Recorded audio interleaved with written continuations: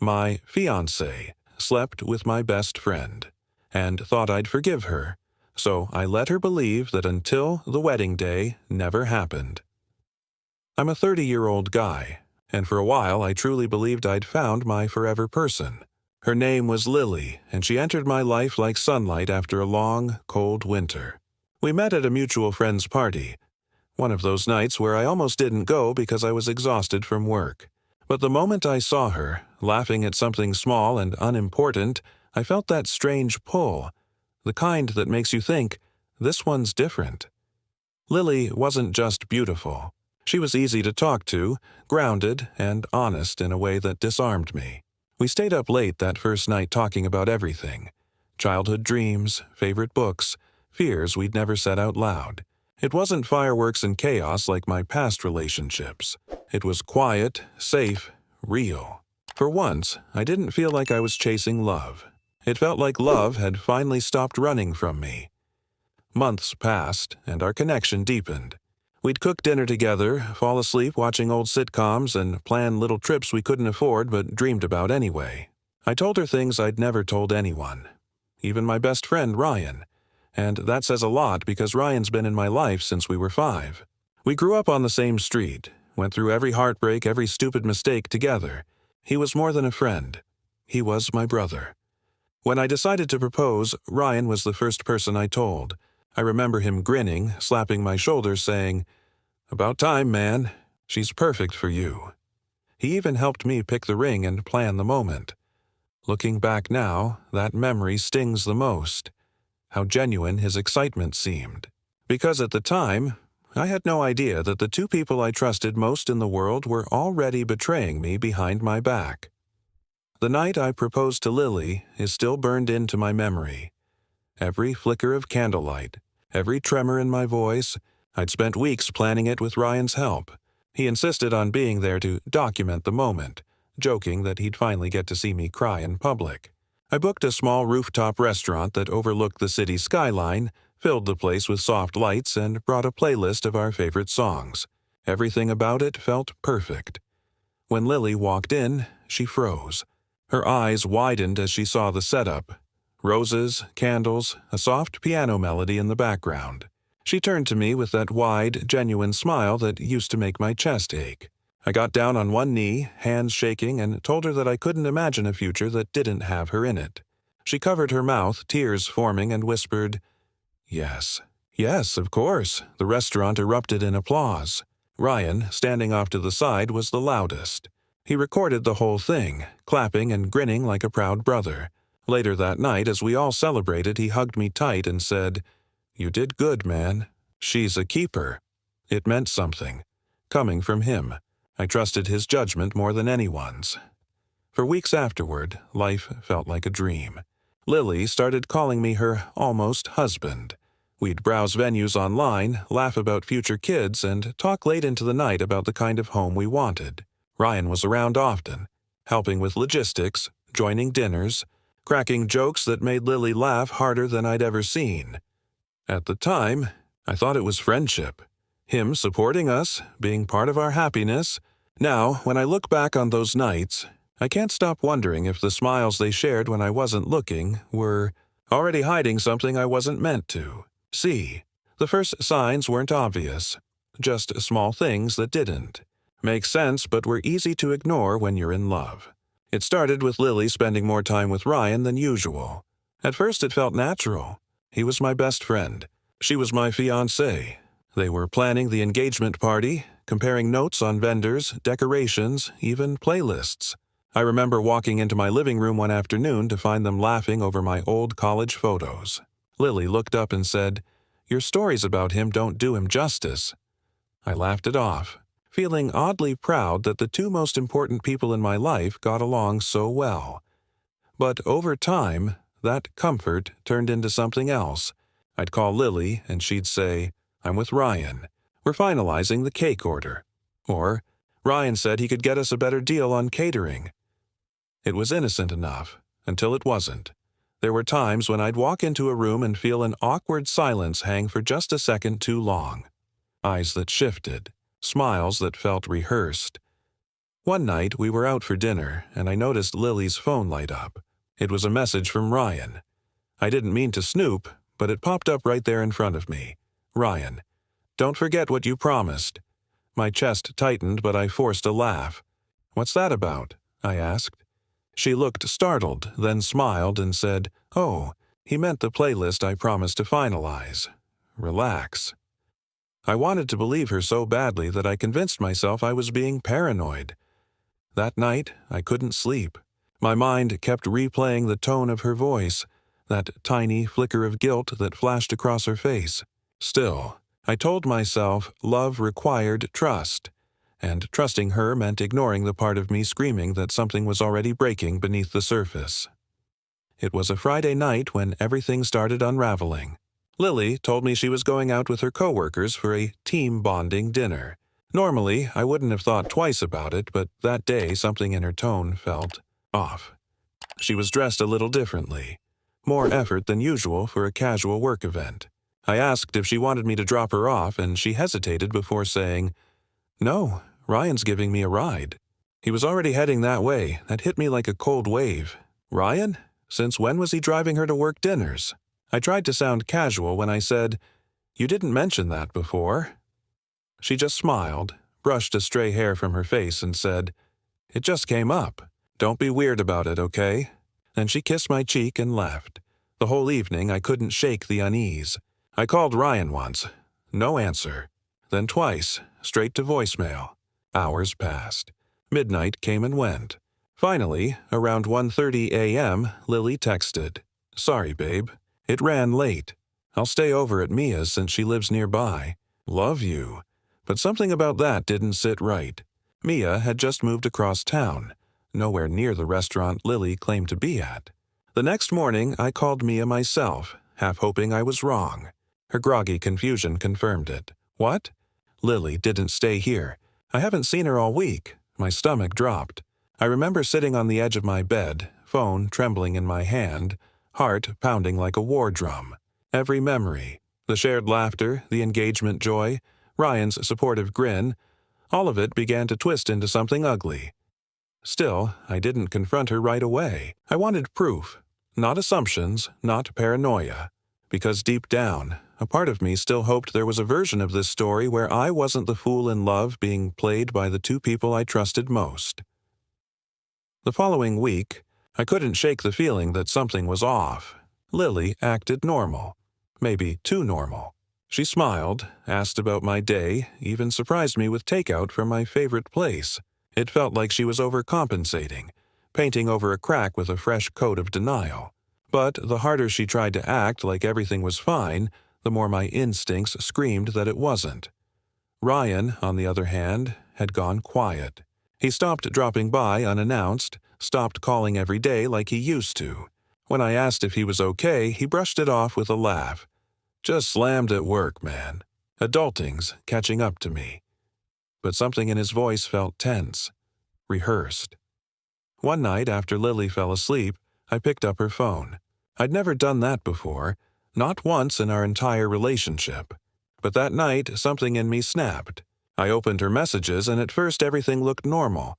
Friends, co-workers, family. Then I found a hidden chat folder labeled simply Archive. Inside were dozens of messages. My chest tightened when I saw Ryan's name. Scrolling through, I felt my hands go cold. The texts weren't flirty at first. They were emotional. Ryan, you make me feel alive again. Lily, we can't keep doing this. He doesn't deserve it, but I can't stop thinking about you. Ryan, I'll tell him if you don't. My vision blurred. It felt like the world tilted sideways. I sat there staring at the screen, reading confession after confession of a secret I wasn't supposed to see. The timestamps went back months, starting not long after our engagement. I didn't wake her. I couldn't.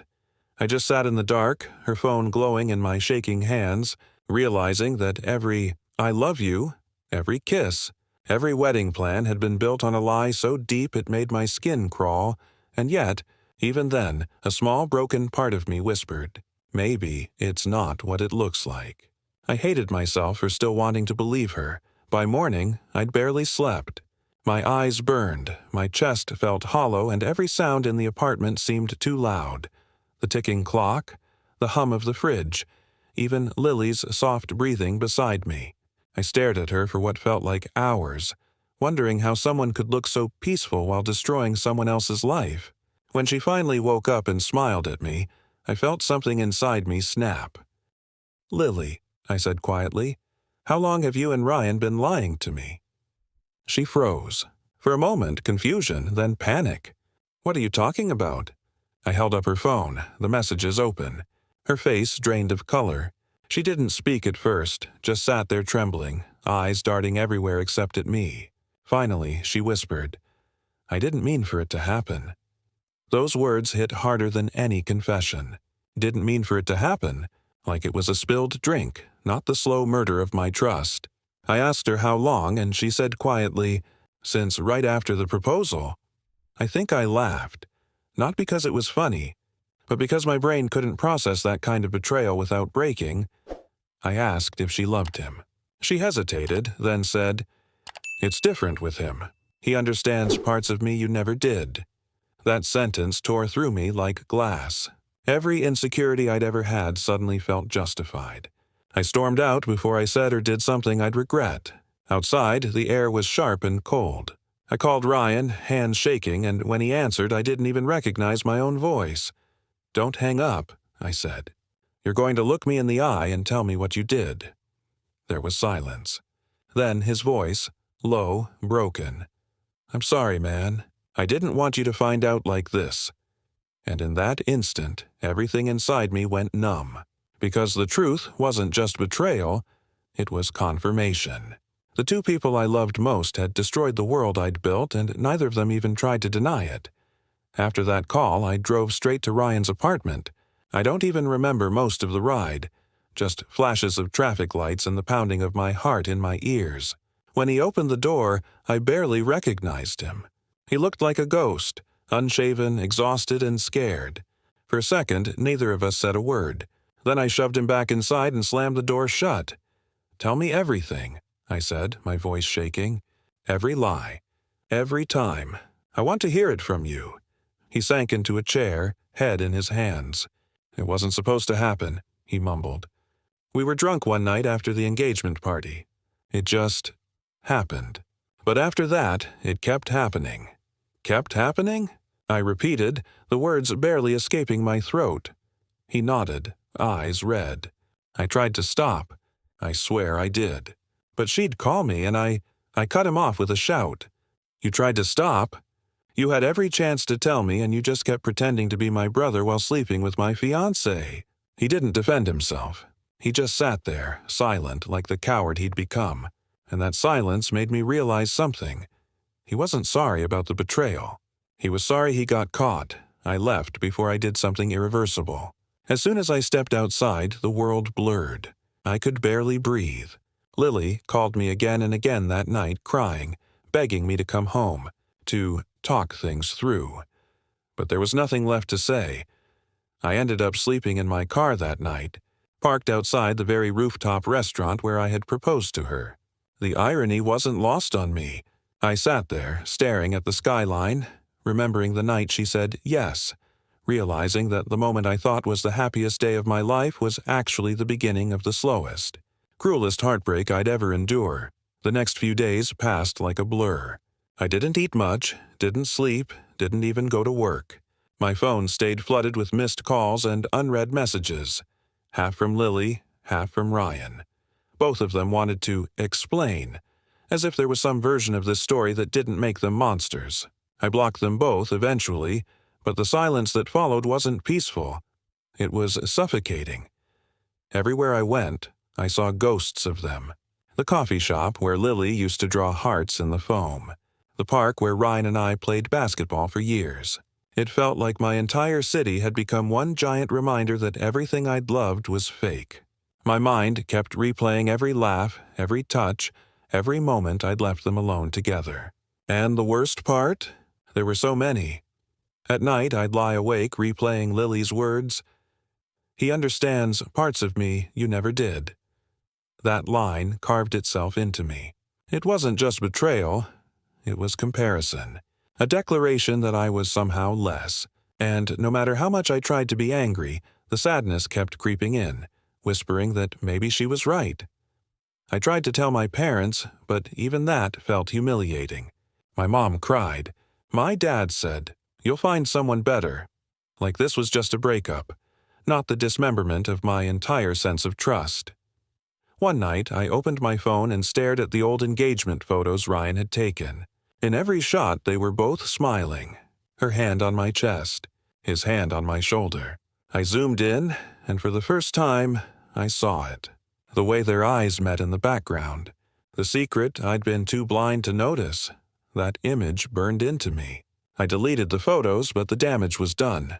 Because in that moment I realized I wasn't mourning just her or him. I was mourning the version of myself that believed loyalty still meant something. After that night, I fell apart quietly. No dramatic breakdowns, no angry outbursts, just a slow, steady collapse that no one really noticed.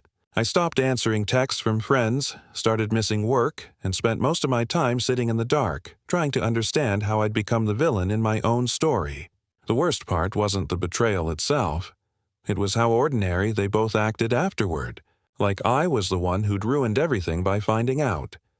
2 weeks after the confrontation, Ryan showed up at my apartment. I didn't let him in at first, but he kept knocking. Finally, I opened the door, too tired to fight. He looked awful, thinner, hollow-eyed. "I just came to say I'm sorry," he said. She ended it. "She said she still loves you." Those words were gasoline on an open wound. "Don't you dare bring her into this," I snapped. "You had months to stop. Months to tell me. You both made your choice." He tried to explain. Something about how it wasn't planned, how they never wanted to hurt me. But all I heard was the same pathetic chorus of excuses. When I told him to leave, he started crying. Actual tears. And for a moment, I almost pitied him, until I remembered that while I was planning a future, he was sneaking behind my back, stealing my life one night at a time. After he left, I hit my lowest point. I couldn't eat, couldn't sleep, couldn't even stand looking at myself in the mirror. Every reflection felt like a stranger. Someone weak enough to believe in love, stupid enough to think friendship was sacred. That was the night I sat in my car again, engine off, staring at the same skyline where I'd once proposed. I didn't cry this time. I just whispered, "Never again." Because that was the night something inside me finally died. The part that trusted too easily, forgave too quickly, and believed that people meant what they said. A month passed before I heard from either of them again. I'd started therapy, forced myself back into some kind of routine, and even deleted social media to stop the late-night spiral of checking their profiles. I wasn't healed, not even close, but at least I was functional. That's when the universe decided to twist the knife one more time. It was a Tuesday afternoon when my phone buzzed with a message from an unknown number. I almost ignored it until I saw the name at the end. "Hey, I know I don't have the right to message you, but you should know. I'm pregnant. Lily." For a second I couldn't breathe. Pregnant. The word echoed in my head, heavy and cruel. My mind went blank, then flooded with questions I didn't want to ask. Was it mine? Was it Ryan's? Why was she telling me this now? I didn't respond immediately. Instead, I drove, no destination, just motion. My hands gripped the wheel so tight they hurt. When I finally pulled over, I texted back, "Why are you telling me this?" Her reply came fast, "Because I thought you deserved to know. It might be yours. Might." That word shattered whatever fragile peace I'd built. I sat there in my car for an hour, reading the message over and over, my mind a hurricane of rage, confusion, and grief. Eventually, I called Ryan. I don't even know why. Maybe I wanted to hear the truth from someone's mouth. He answered on the second ring. When I told him, there was a long pause. Then he muttered, "She told me the same thing. We're doing a paternity test." I laughed. Not out of humor, but disbelief. The same woman who'd promised me forever now had both of us wondering whose child she was carrying. That was the moment I realized this wasn't just betrayal. It was chaos. And for the first time, I didn't feel heartbreak. I felt something colder, sharper. I felt the beginning of revenge. For weeks I stayed silent. I didn't answer Lily's messages, didn't call Ryan back. I let them twist in uncertainty, because after everything they'd done, they deserved to feel that same sickness in their stomachs that had kept me awake for months. I knew revenge wouldn't heal me, but I also knew I couldn't move on until they understood what real loss felt like. So, I planned quietly. First, I gathered everything: the texts, the photos, the timestamps. I even printed screenshots of their archived messages. It wasn't about exposure yet, it was about control. For once, I wanted the upper hand. I reached out to one of Lily's close coworkers, someone she'd always bragged to about our perfect relationship. I didn't have to say much, just sent her the screenshots and said, "Make sure everyone sees the truth before she spins it." By the next day, Lily's workplace chat groups were buzzing. Her engagement photos vanished from her social media. Overnight.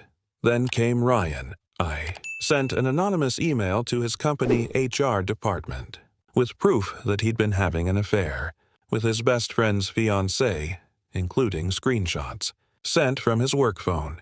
He'd just been promoted. Within a week, he wasn't anymore. When Lily found out what I'd done, she called me, sobbing, furious, desperate. "You ruined my life." She screamed through the phone. I stayed quiet for a moment before saying, "No, Lily, you ruined mine. I just made sure you remembered it." Then I hung up. Later, Ryan showed up at my apartment again, demanding to know if I'd gotten him fired. I didn't deny it. I looked him dead in the eyes and said, "You wanted to take something from me? Now you know what it feels like." That night, for the first time in months, I slept soundly. Not because I was healed, but because I'd finally stopped bleeding. And in the silence that followed, I realized revenge hadn't made me bitter. It had made me free. A few months passed after that, and the storm slowly quieted. Lily and Ryan both disappeared from my life completely. No messages, no apologies, nothing. It was almost eerie how fast the people who'd once been my whole world became ghosts I couldn't even care to chase. I'd expected revenge to feel euphoric, but what surprised me was the calm that followed instead, like I'd finally drained every ounce of pain out of me and was left standing in the silence, exhausted, but free. I heard through mutual friends that the paternity test came back. The baby was Ryan's. Apparently, he tried to make things work with Lily afterward, but it fell apart within weeks. I didn't celebrate it. I didn't need to. Their destruction was already complete. They'd built their happiness on lies, and lies never last. Therapy helped me piece myself back together. I learned how to stop asking why they did it and started asking why I ignored the signs. I realized I'd mistaken comfort for love, and loyalty for permanence. That was my real wound, trusting people who hadn't earned it. But somewhere in that healing, I found a strange kind of strength. One evening, I drove back to that same rooftop restaurant where I'd proposed. It was quiet this time, just the hum of the city below. I ordered a drink, looked out over the skyline, and realized I didn't feel bitterness anymore, only gratitude for the lesson. Painful as it was, it forced me to rebuild from the ashes with sharper eyes and a stronger heart. When I left that rooftop, I didn't look back. I didn't need to, because for the first time since everything fell apart, I wasn't running from the past. I was walking toward a future that belonged only to me. And maybe that's the real ending to every betrayal story. Not revenge, not regret, but rediscovery. The moment you realize the people who broke you also freed you to become someone stronger than they ever imagined.